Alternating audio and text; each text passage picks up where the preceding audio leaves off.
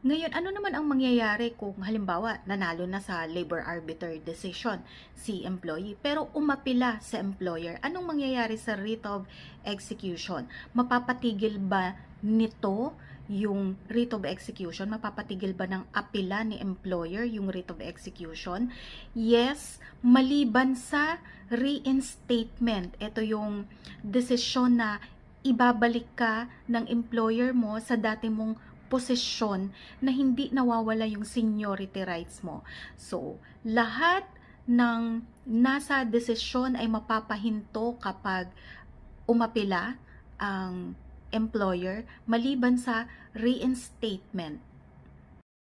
Kung may order of reinstatement mula sa desisyon ni labor arbiter, i-reinstate ang empleyado sa dati niyang posisyon at hindi nag-comply ang employer, maaari siyang humarap sa charge ng contempt dahil sa kanyang hindi pagsunod sa utos ni labor arbiter.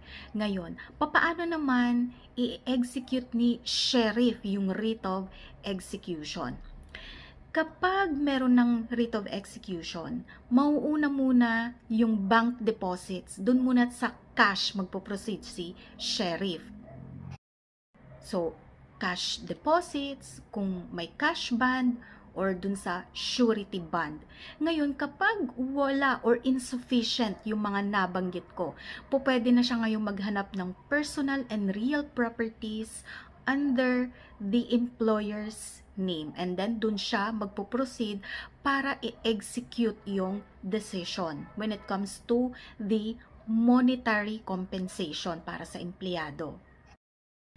Ngayon, kung si empleyado ay panalo sa desisyon ni labor arbiter pero nung umapila ang employer, natalo si empleyado, panalo si employer.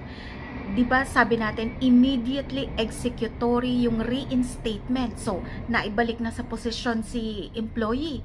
Pagkatapos nung umapila si employer, natalo siya.